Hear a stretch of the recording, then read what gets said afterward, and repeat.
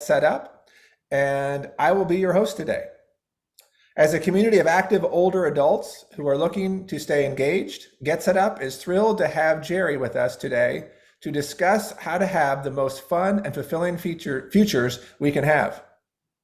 Before we get started, I want to cover a few housekeeping items. For those tuning in live through our Get Set Up Zoom class, please remember to mute yourself during the heart of the conversation. But do leave your cameras on if you're comfortable so we can enjoy connecting with each other and see your smiling faces and maybe even capture some images to share in the future. If you have a clarifying question as we go along while Jeri is speaking, please let us know in the chat and we will do our best to call them to her attention. We will also have time to take questions directly from you at the second part of the hour. So put those questions in chat as we go along. For those joining via our community live streams on Get Set Up TV, Facebook or YouTube, you are welcome to enter questions into the comments. We will do our best to get to everyone's question. And now our special guest. Jeri Sedlar is an internationally recognized author, speaker, and lecturer on the evolving topic of retirement. Along with Rick Miners, she is the co-author of the highly acclaimed book, Don't Retire, Rewire, 5 Steps to Fulfilling Work That Fuels Your Passion, Suits Your Personality, and Fills Your Pocket. For more than 20 years, Jeri has traveled the globe from Dubai to Des Moines, actively researching individuals and organizations on the pleasure, pain, and possibilities associated with the aging society. Her findings led to the creation of the 5-step rewiring process, which focuses on finding new purpose, new passions, new play, and new work possibilities that promote healthy, fun, and fulfilling futures. Her belief is that life planning done in conjunction with financial planning allows individuals to leverage their personal and professional assets to the fullest. She has emerged as one of the country's leading thought leaders on the new way to do retirement, or as she calls it, rewirement. Ms. Sadler has served as senior advisor to the Conference Board of Mature Workforce and as a judge to the AARP Best Employer Award for Workers 50 Plus. She's been a delegate to the White House Conference on Aging and sat on the AARP Executive Council. She's former editor-at-large of Working Women magazine, where she worked on key issues including work-life balance, flex time, glass ceiling, and female entrepreneurship.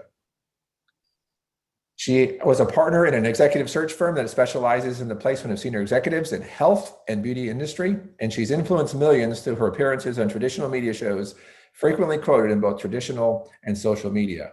A graduate of Michigan State University, a member of Tri Delta sorority, she recently moved with her husband from New York City to Sarasota, Florida. She truly walks the walk and talks the talk. She now personally knows the passions and pitfalls associated with rewiring. Jeri, we're so glad to have you with us today. Let me turn it over to you now. Hey, Kevin, thank you. I'm very pleased to be here. Hello to all of you. And I thank you very much for reading all that. I'm going to edit the bio, but let me tell you, I am very pleased by the things that I've had the opportunity to do because it's made me smarter and wiser, I think, as being an author and being a speaker and being here today. So thank you. As we begin on this topic, although it's the book is all about Don't Retire, Rewire, what Kevin and I are going to do today is focus also on just that word, really, rewiring as well, because I think that's where we are in life today. We've learned an awful lot these past 16 months, and hopefully most of us, and many of us on this call, have discovered some pretty unique things about ourselves. So, we've got a roster of things that we want to do in this hour. So we're ready to go. So thank you, Kevin.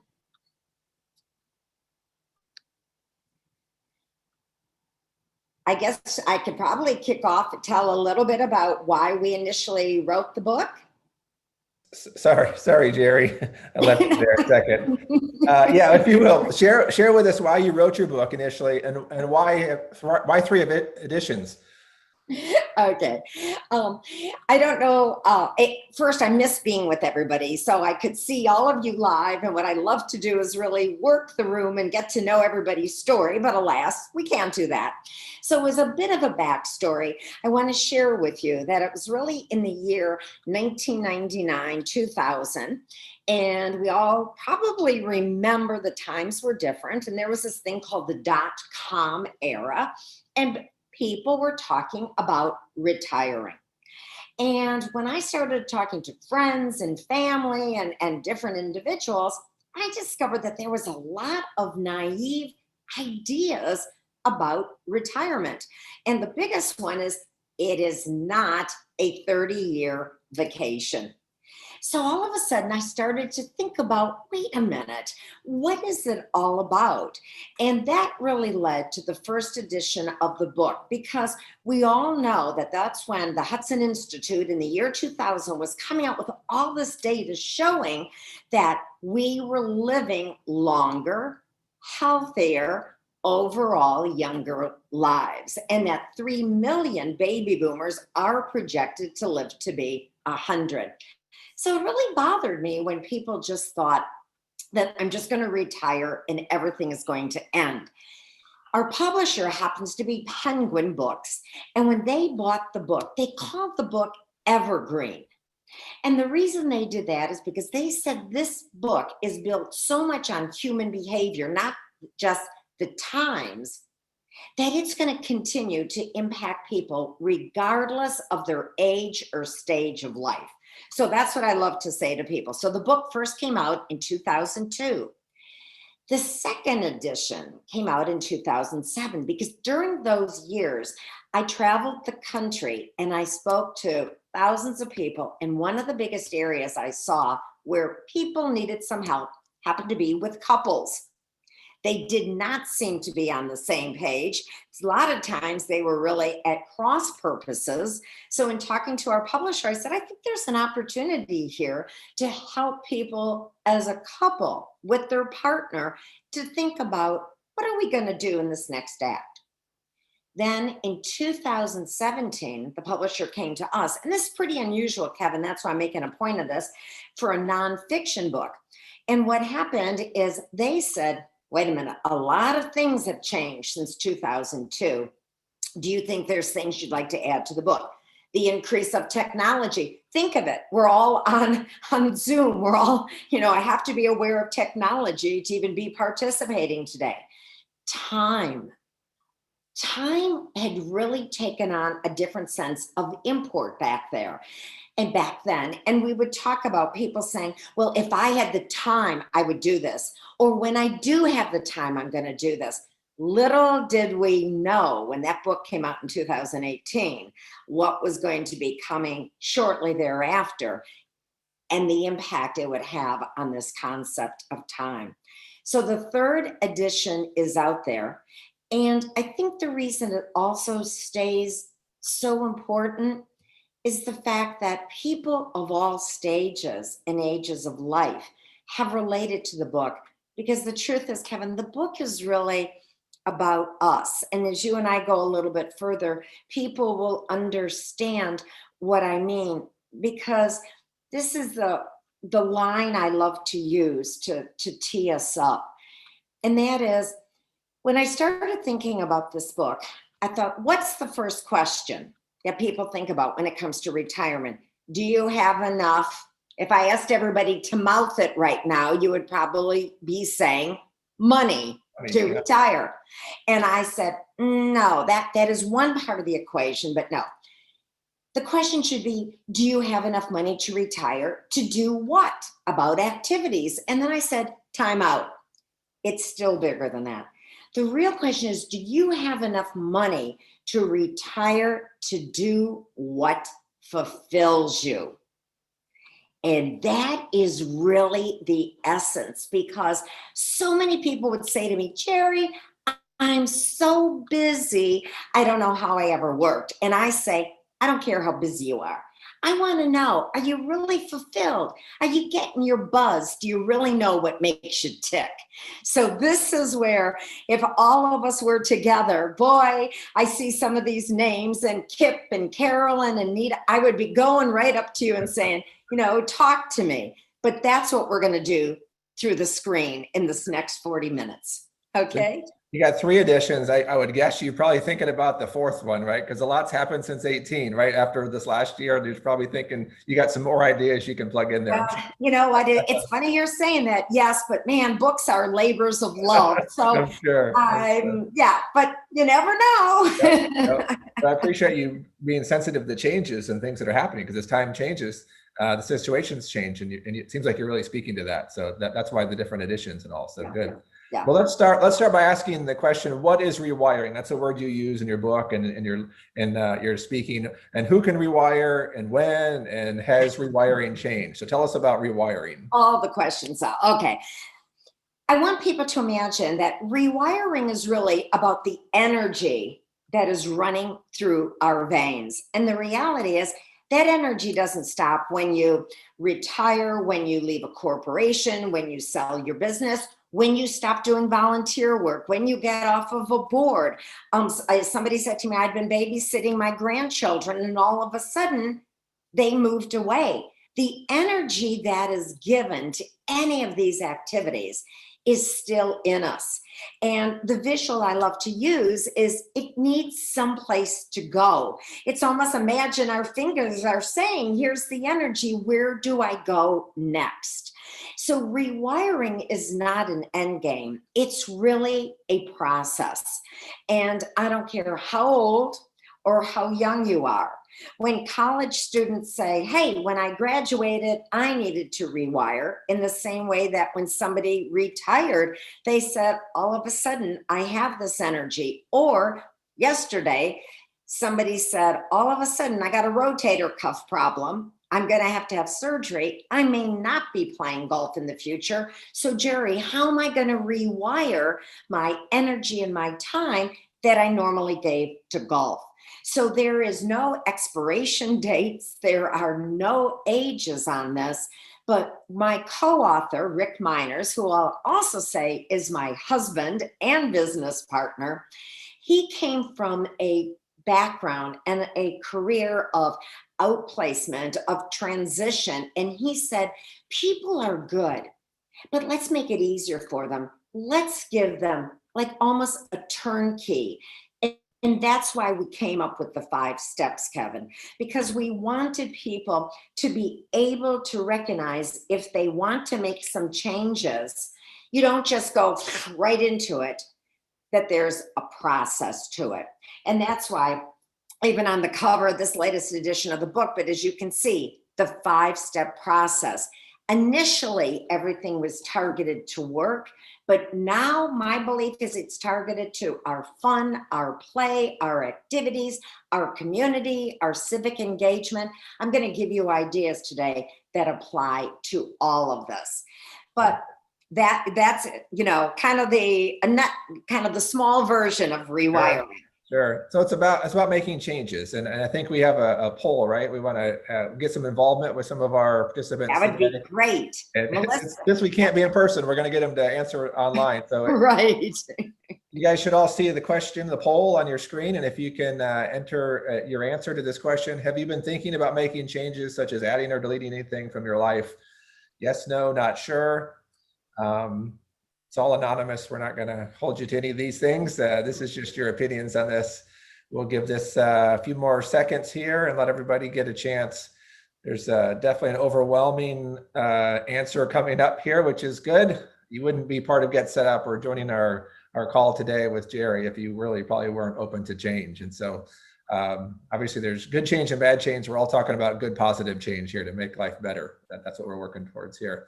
All right, we probably have enough there. 81% have voted. Let me end that, and let's see what we've got here. You guys can see. Wow! Look at that. Right? There was only 4 that didn't say yes out of the 44, I guess. So very good. Wow, that is absolutely terrific. So as Kevin said, that's what brought you here today. And that's definitely what I want to see. The question is, but we're not going to do a poll on this, is Did you want to change before COVID, or was this something that you discovered during COVID? I ask that of you yourselves because that's where I have picked up a lot of insights that people really had a chance to reflect during these times. So to me, you used it well. So that's it. That's where we want to kick off then. Then I could probably start with one or two of the steps in the rewiring process. Get us started on the 5 steps. I'm really curious on what these are. I think the audience is ready for some change. Like, tell us how. Okay.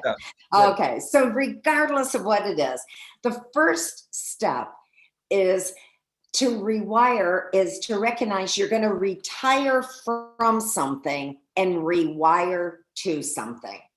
So you may be retiring from a piece of volunteer work you've been doing. You may retire from singing in the chorus. You may retire from work. It could be from anything. But I also want you to think about, if you're giving that up, what are you going to rewire your energy to? And that, I think, is a really critical part, because sometimes we say, I'm so tired of this, I'm done. But sometimes there was something else going on when you were doing that activity that you are not totally aware of. So if we can have the first slide on this, Melissa, I want to show how rewiring does really impact us.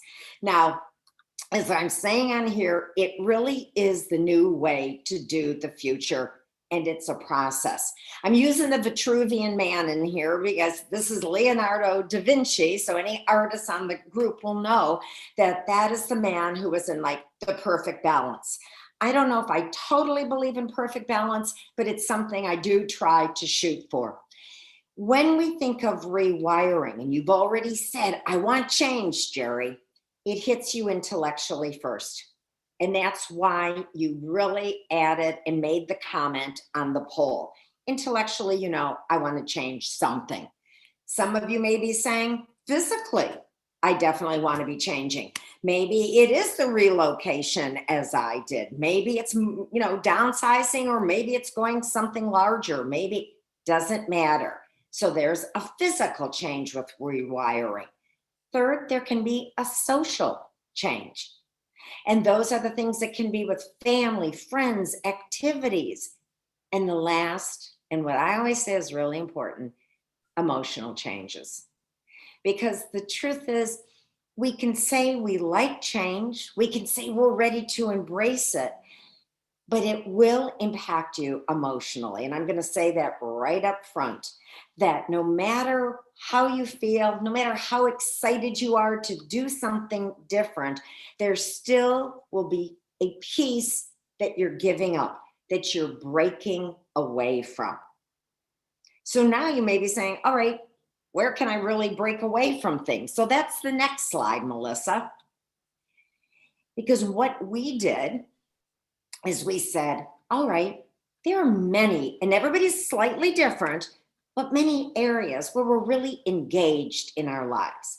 And people shared with me during this time of COVID that there were some aspects of their life that were very full, and there were some that were empty. So when you take and think about it, as you sit here yourself right now and think, okay, about work, and that work can be paid work, it can be, you know, volunteer work, it can be working for a business, it could be working for yourself. Money and what I'm going to call like asset management or financial. A lot of people realized that, wow, I saved money this year because I wasn't doing a lot of things. But that's another box of our life to be engaged. Then maybe there was a partner. Then there was the aspect of myself and the spiritual side of me. The other boxes were our own health, our fitness. And then what about those hobbies, those interests? Did you have them? Or did you notice, I could use some more? And what about relationships? People are now talking about, now that we've come through this, and if you haven't seen a friend in 15 months, how do you begin to build back friendships sometime? And what about volunteering? hands-on, or wanting to be on boards where you can really work to help an organization's mission to give back to your community. And then your own personal growth and learning.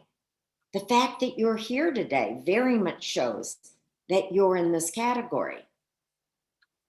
So just think about this, for a minute about where do I want to and maybe actually make some changes in my life.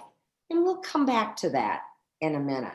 Jeri, these are all great areas that we all deal with. And I think as we age, they have to change. They will change, right? They change automatically. So I think if we take the initiative to say, how do I want them to change? How do I want to end up in each of these areas? I think that's what you're hitting on. Rather than letting life happen to you, it's going to happen. How much can we kind of be proactive? And I appreciate that's kind of what you're talking about as you rewire. I think of rewire as something I want to do, not get rewired by somebody else, right? That's well said. Yeah. That is really, hey, I always say there's only two things any of us can control in life, our attitude and our effort. Right. So that's it. You're on this call today. So you got the right attitude, and Kevin and I are giving you tools that you can really get this effort going. But okay. Now, what about financially? How do you know if you have enough money to retire? I think that's the elephant in the room for everybody, right? Okay, that's all good. I want to deal with that, but if I don't have enough money, how do I do this? So so now, this is why when I said earlier that life planning, which we're talking about, really needs to be done in conjunction with your financial planning. And I'm not the financial expert on any of this, but I will say that as we go through a little bit further on this, you're going to see the activities in your life that you're going to want to keep and have more of. And I've truthfully learned that everything in life has a price ticket on it. Some things are larger than others, but the truth is that I think that there's no magic number. But I have always been somebody, I've always said to audiences and they laugh and I go, do you keep a budget? And people are like, no. And I said, but that's where I think it's important, because then you have a sense of where I'm spending my money. It's just like when we have a calendar, which I'm going to talk about in a minute, where you're spending your time. But I think that sometimes that we don't always reflect on what things cost us. And also when you get into this next act, there is going to be more time. And many of you are probably in this next act, or, maybe a serial retiree, a post-retiree, or pre-retiree. And that's why I won't ever say always just be working with a financial advisor, but I will say work with an expert in some way. And that's a great topic. And I don't know if you had them already, Kevin, but I do think that, people, if somebody can speak in a broad sense and give people an idea of where your money is, how much do you have and how can I use it? And the truth is we do have to plan for longer now. Right. Because we are living that longer, healthier life. Can't say which of us is going to get the gift of longevity, but I don't want to run out of money before I run out of life. And so I think that's the big, but on my flip side, I want us to have as much life in our life and really have the gusto. But this is the part that, to me, if you are just saying, what is one of the key things that Jeri wants to focus on now, it is all about us. So if we can bring up the next slide, I would love to hear your response on this one, Melissa. I mean, the next poll, excuse me. And the question is, as it's coming up, and you can start thinking about the poll question, do you know what motivates you? Yep. A couple of parts to this one. So you can see the first question is, do you know what motivates you? As Jeri was saying, what gets you excited? What gets you out of bed? What keeps you up at night? What are the things that motivate you? And then the second part is there's some multiple choices there that you can pick from, and they scroll down. If one you don't like is there, scroll up and down. That second question has about 8 different options. So there's money, freedom, making a difference, power, creativity, accomplishment, social interaction, other. Good. All right. We got. Can you choose more than one for number 2? Try. I don't think so, but I don't think, but you can try. You can. Okay, somebody did. Go for it. Yes, I chose more than one. Okay, I did too. good. Yes. Me Why too. choose one if you can pick two, right? That's good. I picked 4. You picked That's okay four. too. Very, very motivated. All right, give you another couple seconds. People are still voting. We're almost to 40 here. Okay, 75% of you. All right, last couple seconds if you're really deliberating here, make your final vote. All right, that's good. All right, here's the results. Yes, so overwhelmingly people said yes. They 81% said yes, they know it motivates them. There's another 18% that are unsure. And it's important to figure that out, right? I mean, if you go on a trip and you don't know where your end destination is, you're never going to get there. You'll never make it to where you want to be. You'll just be driving around needlessly. So you got to figure out what motivates you. And then examples, their yeses, let's see. Making a difference. I think I love that, Jeri. That's as we age, we move from it being about gaining our own value and now making a difference in the world, right? Leaving a legacy, really, in a sense, is what they're trying to say. I think that's great. A good shift there. These other things are all good and good. Nobody said power. We're kind of over that, right? We got more power than we want right now. We're ready to give some of that away. Let the younger people do that. But these are all good answers. What do you think, Jeri? I definitely do. So let me tell you a few things, Kevin. I do have to absolutely pick up on your comment, though, about if you don't know where you're going, because I have been recently quoting, and I give it all away to all of you today, from Alice in Wonderland. And if you remember, when Alice falls down the hole and she comes upon the Cheshire Cat and he's sitting up there in the tree, and she said, "Please, sir, which road should I take?" And he looks at her and he said, "Well, where is it you want to go?" And Alice says, I don't know, sir." And he said, "Then I guess it really doesn't matter what road you take, does it?" And that's why I'm really here too, because I want to make sure that with the time and the energy and the money we have, that we really take the right roads. But a lot of it is predicated about what turns us on. So can we have the next slide on that one? And I'll bring your poll question and comments to life. Thank you, Melissa. Okay, this is the part that I love, and that this is really, I'm going to call it the guts. This is what your takeaway really should be today. When we were working on this book, and remember I said to you at the beginning, it isn't about the money only. It is not about just what are you going to do. It's about what is going to fulfill you. So we went across the country and we did major pieces of research, and we asked this question: why do you or did you work beyond the money? And unsolicited, we got back 85 reasons that we chose to call drivers. It's like your personal DNA. What really drives you? So what I did for our poll is lifted some of those drivers to get a sense of where you were coming from. As you can see, to have accomplishments, to belong, for the recognition. So even though Kevin made the comment, do we need the power? You can see to be a leader, for there are many people going into this next act who still want the power. But yours to make a difference, you can see where that comes up. Where Rick and I, as I said, my co-author husband, come out on this is we don't care what your drivers are, but we absolutely care that you know what your drivers are. So when you all began to say, like, the number, how many of you, over 90% said, I want to change.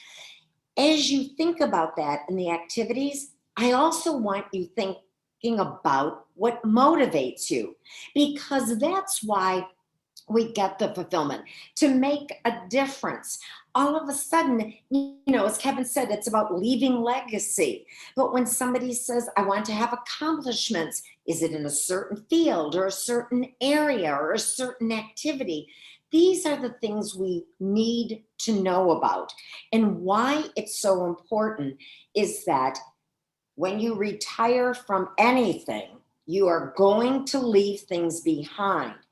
And these last 16 months, we have left things behind. Melissa, could I please have the next slide? And the best way to bring this to life is by looking at our own calendars. Now, I still have the words retirement on here because I know there are people in that mindset on this call, but there are many of you already who have just said, I want to change. Imagine on the left-hand side that was exactly what you had anticipated for the future. And you kind of thought, okay, what am I going to do? And these, meetings and everything totally went away because of COVID. You couldn't be out doing your volunteering. You couldn't even go to church. All of the things that we couldn't do, so that it turned out that we had an emptier calendar on the other side. This is where people, in thinking of changes, automatically want to come and to jump on something and begin to make their differences. And that's when I say, stop. This is where you have to know where you want to make some changes and also what you are giving up to get. So on this one, and again, Kevin said this earlier, if something isn't clear on this, please don't hesitate to bring anything into the chat that you think we need to address at this time. Because to me, this is key. This is where people just put things on their calendar for the sake of filling their calendar. And that's where I want people to stop and give more thought to it. So right now, I want the last of our polls, if you could bring that up, Melissa, because I want you to think now about where do I want to make some changes? So the question here, what areas in your life are you interested in exploring or reevaluating? It's multiple choice again, and there are health, relationships, self, community, volunteering, play, leisure, work, financial, others. What areas of your life are you interested in exploring or reevaluating? All right, good. Keep voting on this one. Good, good. Got about 30 in there. Probably another 10 of you will vote. And I'll share this with you. Very good. Almost to 75%. If you're about to vote, here's your last chance, last call to vote. All right, there you go. Here are the results. Oops. Okay, the back slide accidentally came up. Okay, so let's take a look. Wow, we've got some ties going on here. Health and self, you could see those. Play, leisure, I like this very much. Relationships, okay. Work, I see nobody is too interested in either going back to work or something. Why am I not totally surprised? I would love to know what some of the others. Whoops, I think Melissa, yes, if we can, whoa. Let's see, our screen here is jumping there. Okay, so now that we have a sense, you have just told us some of the areas you think you would like to begin to take a look at. So could we have the next slide now? And I call this the Rewired Life Portfolio. Now, the ROI that's on here is a financial term, and that is, when you take a look at where your money is invested, you sit with somebody, you sit by yourself, and you take a look at your return on investment. What we are doing today is basically beginning an early part of having us take a look at our lives and to say, where can we make those changes? as you just said, some in relationships, some in self, some in finance, and that are going to make me more fulfilled. And for our purposes here, I just cut the pie into 4 big slices. So it's work, play, many of you, let's face it, leisure and fun came up high, self, and community. I'm going to give you an example of why this is so important. In the book, we work with our readers because our goal is for each of you to get down to what I'm going to call your top 5 drivers.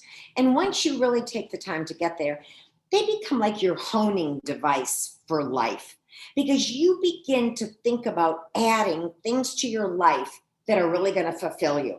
If somebody says, hey, well, this is a perfect example. Somebody was ending work and he saw a friend, and the friend said to him, hey, what are you going to do?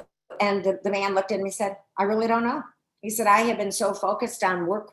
I don't even have interests or hobbies.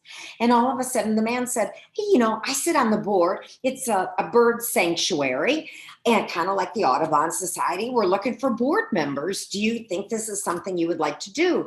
And this man was like in such a panic by how much free space he was going to have on his calendar. He just automatically said, yes, that sounds great.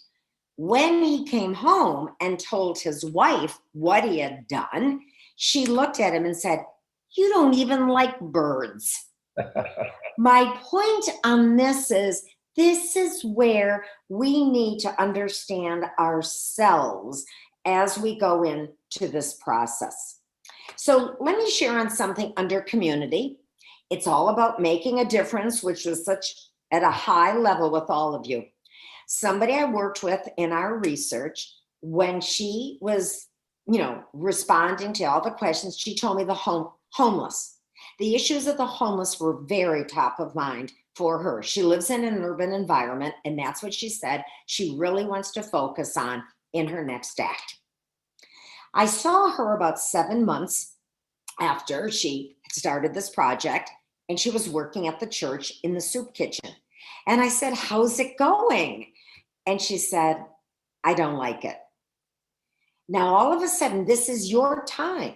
You're doing this by choice. This is not a job that you're forced to do. So when we sat down and went over her drivers, yes, she had the make a difference driver, just like many of you said. But she also wanted to be a leader.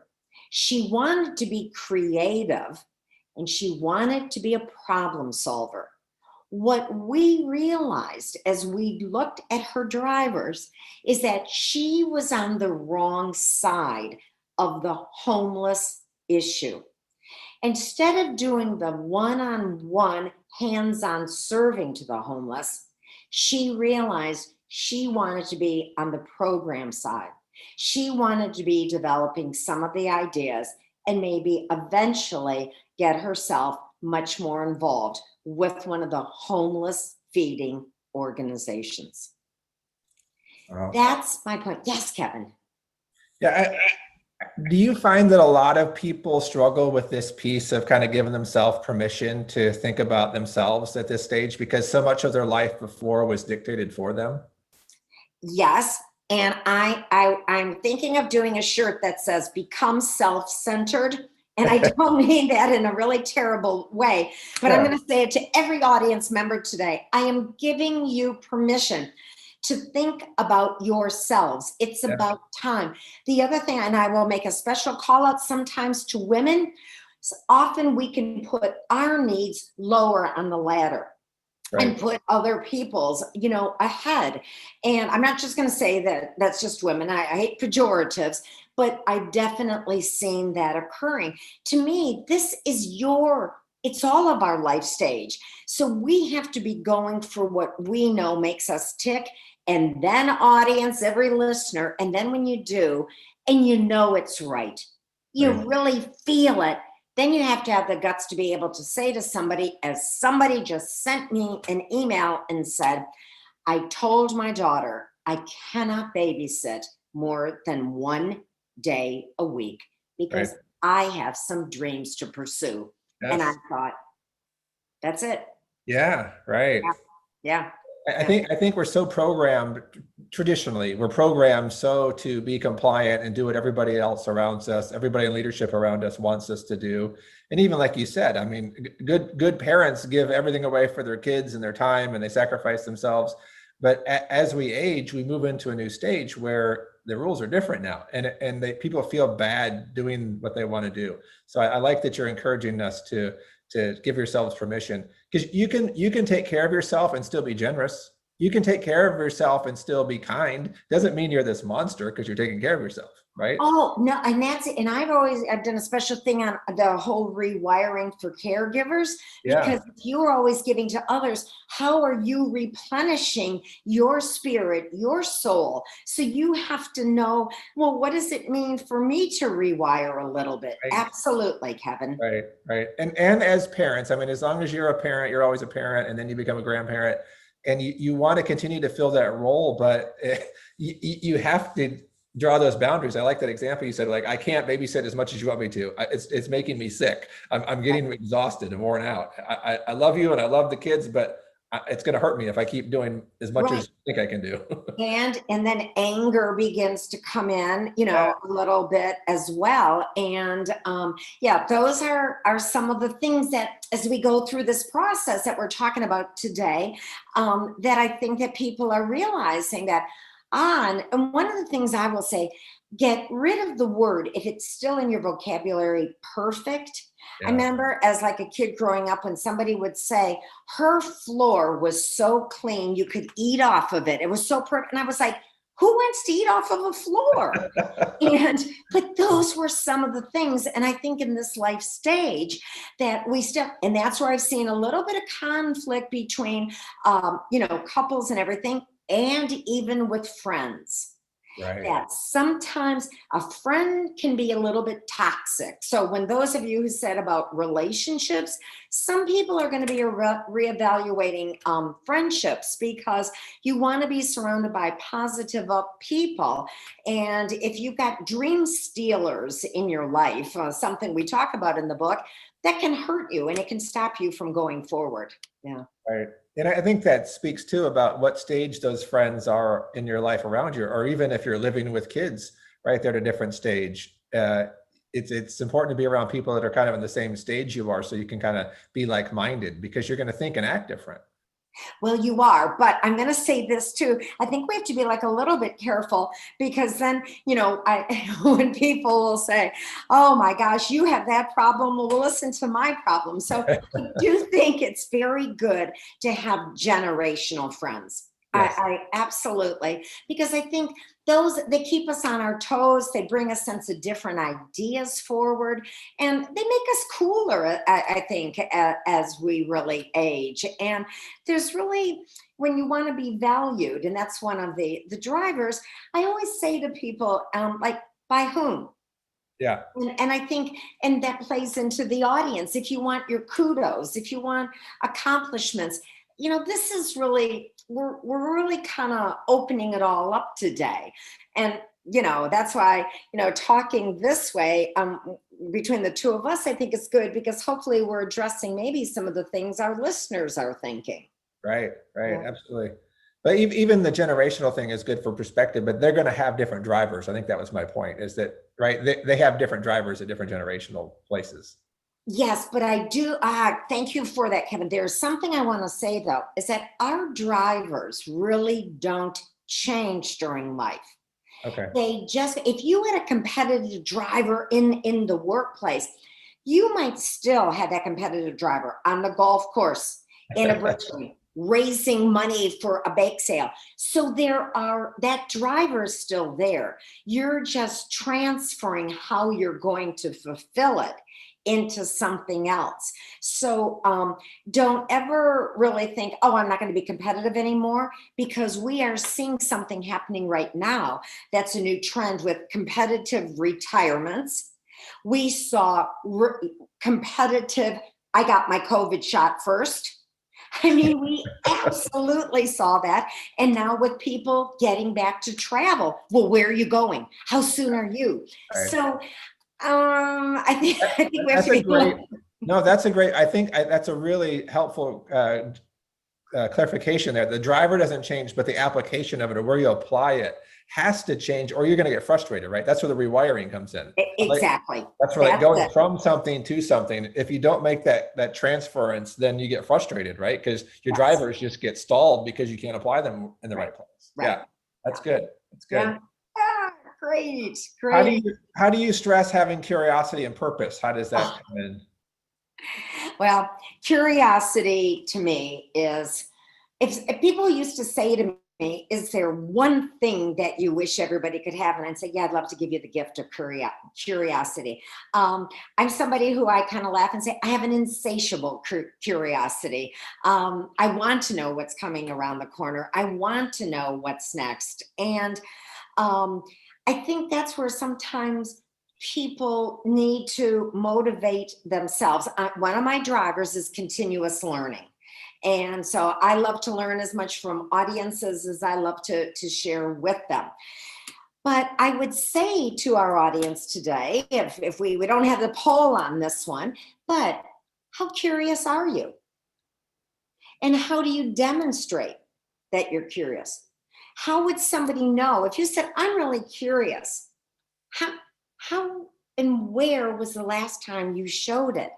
Because as we go through life in these stages, I have a line that says, make every day special, even in a tiny way, or it won't be. And so the curiosity is that part of the brain that just really gets you out there to try something that's different. You may hate it, but at least you tried it. Because I don't want people taking dreams, incompletions, ideas to the grave. Quite simply, try it. And if you say, I will share with you, I very rarely say this, but one of the things on my bucket list had been to be in the Macy's Thanksgiving Day Parade. And through a friend, I was able to do it. I will tell you, I'm not going to go into this now, but it was the time that Ronald McDonald, literally the balloon ran out of air. And by the time we got to the end, he was like sitting part of his foot on my shoulder. It was the worst experience ever, but I wouldn't have traded it, but it's enough. So I guess what I'm going to do is something I'd always worked with Gloria Steinem on different projects in the past. And she always said to audiences, I'm going to give you a challenge. And starting today, later today, when we end this call, become to every member of this call something that you show a little bit of curiosity about. Why does it work like this? Or pick up a magazine that's or I know that sounds kind of dated, a magazine, or pick up a book, or go to a website you don't normally go to, and just be curious about a topic. Just drill down a little bit. Put something in Google, because that's where new ideas are going to surface. You don't have to do the same old unless you want to. Yep. That's good, Jeri. I mean, in this audience, our Get Set Up learners are all lifelong learners, and they're curious folks, and they're so much fun to be able to work with. As a guide, I get to spend hours with them every week, and they're all curious, and I love that about them. So I think there's a lot of alignment with what you're saying there. That curiosity and purpose keeps us going, right? It keeps us hungry for more, and knowing there's more out there, and that we don't really arrive. Life's such a journey that we can keep pursuing, and that keeps us going. I think that's great. I love it. And then you asked about the word purpose.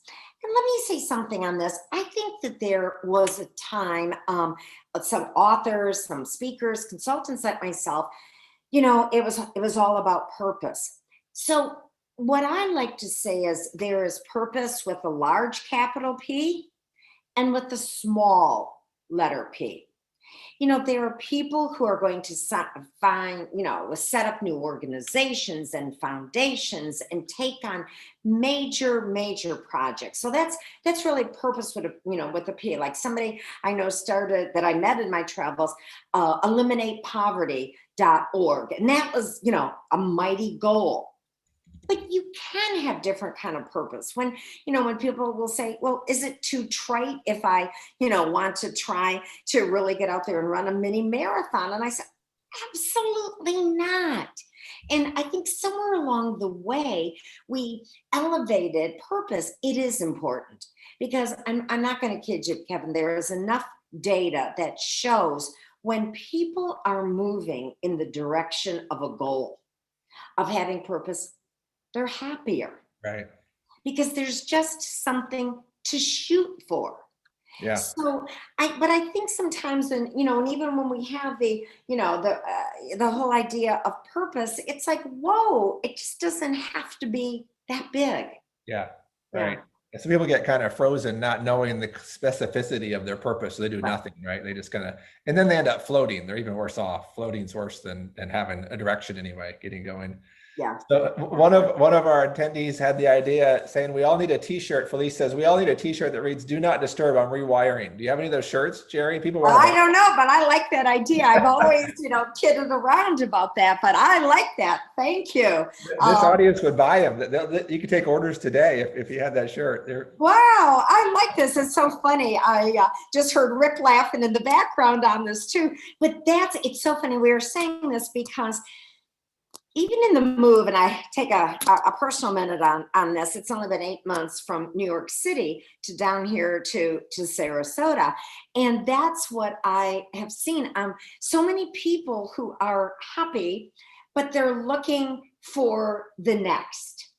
And that really is, that sums it up. And the rewiring, and I know it's great now. On my card, I'll say rewiring expert, and people will say, "Are you an electrician?"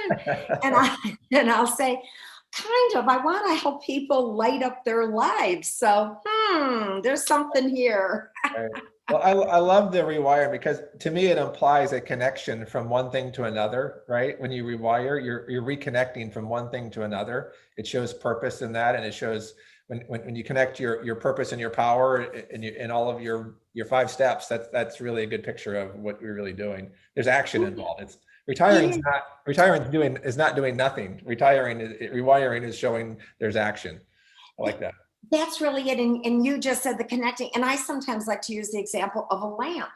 A lamp can get unplugged. It still has the capability to light up a room. It just needs a new plug to get plugged into. And that's how I feel we are as well. Yes. And, why do I believe this too, Kevin? When some of our participants said to focus on health, we all know that the more we can be engaged with others, and social interaction came up high on the poll also.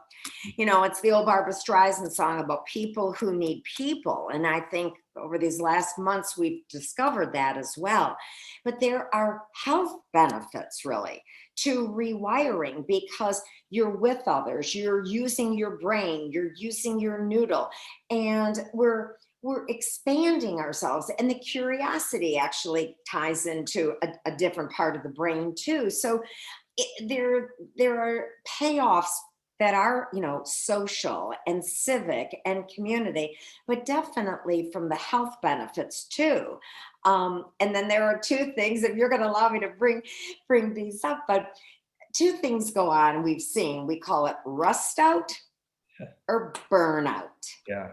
And some people just go, I'm chilling. It's a 30-year vacation. I'm staying on this hammock. And that's good for a time. But so we're not saying chilling is bad. We're just saying you got to get out of that hammock. Yeah. On the flip side, there is burnout. Yeah. When some people saw their calendar so void and so empty, they just ran to put everything, no matter who said what, they signed up. Right. Not only were they not getting fulfillment, but they said, I put myself back in the same wheel that I was on before. Right. So that's why the drivers really become our guide. It's almost like when you go through the book and you learn your drivers, it's like you've had a therapy session, and didn't have to go into therapy. Right. Jeri, this has been fantastic. We're running out of time here. Let me do a couple wrap up things here. We want to take a picture of everybody on our group photo. If you can turn your camera on, our photographer's going to jump in, take a couple photos. We like to memorialize great moments like this where we have great guests and great learners together. So if you can do that, that'd be great. I'm going to get you into that mode and let you see, get our picture taken there. I think, and then while they're doing that, I also want to let you know how you can get a hold of Jeri.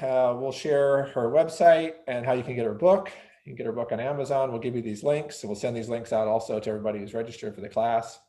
Thank you, our audience here in the front row and those in our live stream communities. If you like a recording of this event, you can email our support team at help@getsetup.io. And if you're new to Get Set Up, we hope you've gotten a taste of what we do. We have over 140 online classes weekly designed for older adults, taught by older adults. These classes are free as we work with local governments and community Medicare to organizations who support our members with free classes. If you like this event, one of our other classes might be for you as well. Look for the link to sign up for these classes in the chat here in Zoom or on our live streams at getsetup.org. Everyone who registered will receive an email with the event, after the event, and follow-up links and notes, including the links of some of the relevant classes that are coming up by our guests and other guest speakers. We look forward to seeing you all in the future classes. Thank you all again. And Jeri, thank you for all that you shared with us today and encouraging us to rewire, not retire. My pleasure. Very Best good. all of you. Thank you so much. Hope you all have a great, wonderful day and hope to see you again on Get Set Up soon.